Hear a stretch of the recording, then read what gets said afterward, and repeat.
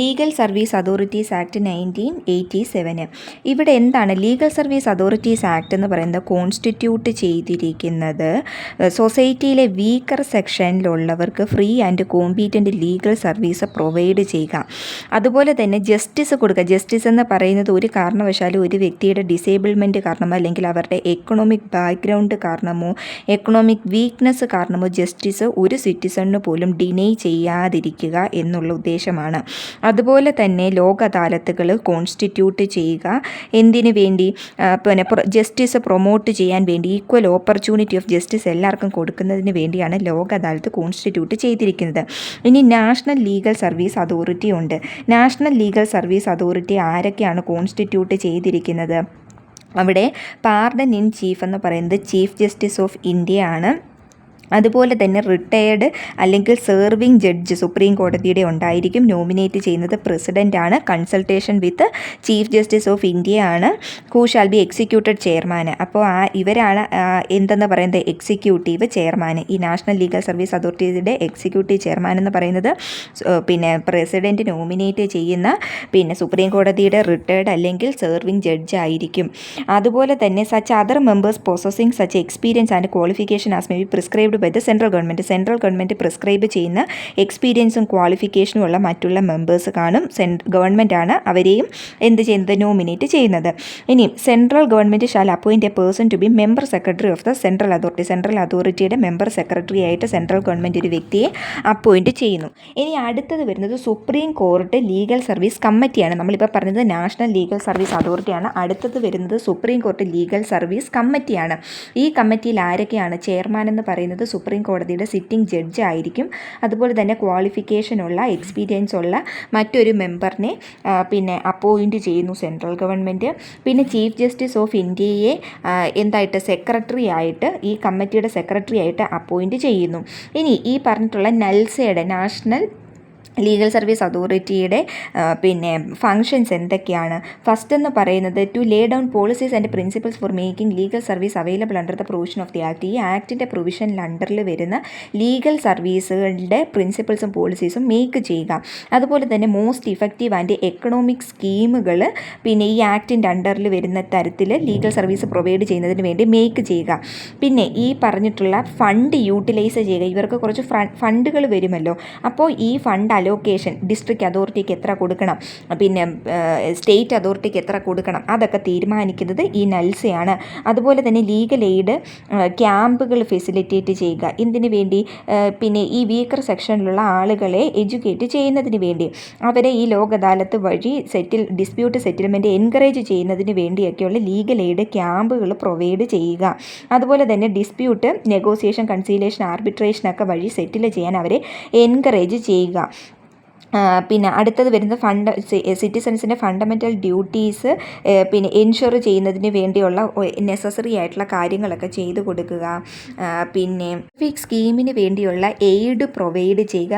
എന്ന് പറയുമ്പോൾ എന്താണ്? ഗ്രാസ് റൂട്ട് ലെവലിൽ നിന്ന് തന്നെ ഈ സോഷ്യൽ സർവീസ് തുടങ്ങുക. Which means SC/ST, women, rural and urban labours ഇവർക്കൊക്കെ ഇത് കൊടുക്കുക. അതുപോലെ തന്നെ യൂണിവേഴ്സിറ്റികളിലും ലോ കോളേജുകളിലുമൊക്കെ ലീഗൽ സർവീസ് ക്ലിനിക്സ് ഒക്കെ അതിൻ്റെ വർക്കിങ്ങും അതിൻ്റെ സൂപ്പർവൈസിങ്ങും അതിൻ്റെ ഗൈഡൻസ് കൊടുക്കുക. ലീഗൽ എഡ്യൂക്കേഷൻ പ്രൊവൈഡ് ചെയ്യുക. ഇതൊക്കെയാണ് നൽസയുടെ മെയിൻ ഉത്തരവാദിത്തങ്ങൾ എന്ന് പറയുന്നത്. ഇനി സ്റ്റേറ്റ് ലീഗൽ സർവീസ് അതോറിറ്റി ഉണ്ട്. എല്ലാ സ്റ്റേറ്റിനും state legal service authority constitute ചെയ്തിട്ടുണ്ട്. അവിടെ സെൻട്രൽ അതോറിറ്റിയിൽ പറയുന്ന പോളിസീസും ഡയറക്ഷനും ഒക്കെ ഇഫക്റ്റ് കൊടുക്കുക. അതുപോലെ തന്നെ ജനങ്ങൾക്ക് ലീഗൽ സർവീസ് പ്രൊവൈഡ് ചെയ്യുക, ലോക അദാലത്ത് കണ്ടക്ട് ചെയ്യുക. ഇതൊക്കെയാണ് ഇവരുടെ മെയിൻ ഫംഗ്ഷൻ എന്ന് പറയുന്നത്. State legal service authority head ചെയ്തിരിക്കുന്നത് ഹൈക്കോടതിയുടെ ചീഫ് ജസ്റ്റിസ് ആയിരിക്കും. അതാണ് പാട്രൺ ഇൻ ചീഫ് എന്ന് പറയുന്നത്. അതുപോലെ തന്നെ ഹൈക്കോടതിയുടെ സെർവിങ് അല്ലെങ്കിൽ റിട്ടയേർഡ് ജഡ്ജിനെ എക്സിക്യൂട്ടീവ് ചെയർമാനായിട്ട് തീരുമാനിക്കുന്നു. ഹൈക്കോർട്ട് സ്റ്റേറ്റ് ലീഗൽ സർവീസ് അതിൻ്റെ അകത്ത് ചെയർമാനുണ്ട്. ചെയർമാൻ എന്ന് പറയുന്നത് സിറ്റിംഗ് ഹൈക്കോർട്ട് ജഡ്ജ് ആയിരിക്കും. ഒരു മെമ്പറിനെ സെക്രട്ടറി ആയിട്ട് ഒരു member to be nominated by chief justice of high court എന്ത് ചെയ്യുന്നു, ഒരു മെമ്പറിനെ സെക്രട്ടറി ആയിട്ട് തിരഞ്ഞെടുക്കുന്നു.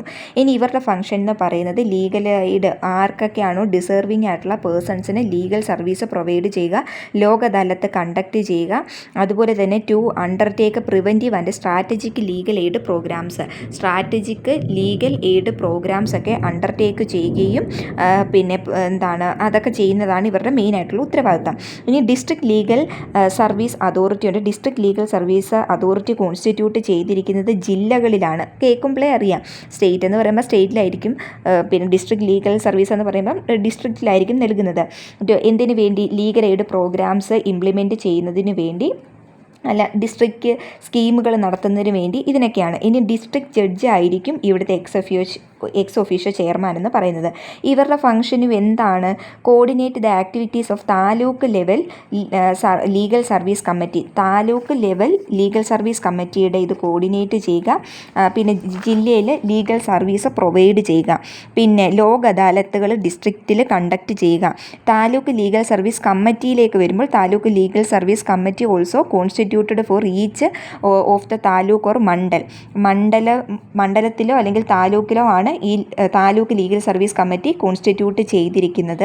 This is to coordinate activities of legal service in taluk ലെവലിൽ, പിന്നെ എന്ത് ചെയ്യുക, ആക്ടിവിറ്റീസ് കോർഡിനേറ്റ് ചെയ്യുക, ലോക് അദാലത്ത് നടത്തുക. ഇതാണ് ഇവരുടെ മെയിൻ ഫംഗ്ഷൻ എന്ന് പറയുന്നത്. എല്ലാ താലൂക്ക് ലീഗൽ സർവീസ് കമ്മിറ്റിയും ഹെഡ് ചെയ്തിരിക്കുന്നത് ആരായിരിക്കും, സീനിയർ സിവിൽ ജഡ്ജ് ആയിരിക്കും. പിന്നെ അതാണ് എക്സ് ഒഫീഷ്യോ ചെയർമാൻ എന്ന് പറയുന്നത്. ഫംഗ്ഷൻ എന്തൊക്കെയാണ്, താലൂക്കിലുള്ള ലീഗൽ സർവീസ് ആക്ടിവിറ്റീസ് കോർഡിനേറ്റ് ചെയ്യുക, ലോക് അദാലത്ത് താലൂക്കിൽ കണ്ടക്ട് ചെയ്യുക, persons who are entitled to legal service under the act. ഇതിൽ ആരൊക്കെയാണ് ഈ പറഞ്ഞിട്ടുള്ള ലീഗൽ സർവീസിന് എൻറ്റൈറ്റിൽ ആയിട്ടുള്ള വ്യക്തികൾ, ഷെഡ്യൂൾഡ് ട്രൈബിലും ഷെഡ്യൂൾഡ് കാസ്റ്റിലും വരുന്നവർ, പിന്നെ ഹ്യൂമൻ ട്രാഫിക്കിൻ്റെ victims, women and children, to a person with disability ഉള്ള പേഴ്സൺസ്, പിന്നെ എന്താണ് മാസ് ഡിസാസ്റ്റർ അല്ലെങ്കിൽ ethnic violence, caste atrocity, flood, drought, പിന്നെ എർത്ത് കേക്ക്, അതിലൊക്കെ വന്നിട്ടുള്ള വിക്ടിംസ് ആയിട്ടുള്ള വ്യക്തികൾ. അതുപോലെ തന്നെ person in custody including custody in protective homes, juvenile homes പോലുള്ള പ്രൊട്ടക്റ്റീവ് കസ്റ്റഡിയിലിരിക്കുന്ന വ്യക്തികൾ. To a person whose annual income 9,000 രൂപയ്ക്ക് പിന്നെ താഴെയുള്ള വ്യക്തികൾ. സ്റ്റേറ്റ് ഗവൺമെൻറ്റിലാണെങ്കിൽ 9,000 രൂപയ്ക്ക് താഴെയും, അതുപോലെ തന്നെ സെൻട്രൽ ഗവൺമെൻറ്റിലാണെങ്കിൽ 12,000 രൂപയ്ക്ക് താഴെയും വരുന്ന വ്യക്തികൾ. ഇത്രയും പേർക്കാണ് എന്ത് കിട്ടാനുള്ള അധികാരം, ലീഗൽ സർവീസ് പിന്നെ കിട്ടാനുള്ള പിന്നെ റൈറ്റ് ഉള്ളത് ഇത്രയും വ്യക്തികൾക്കാണ്.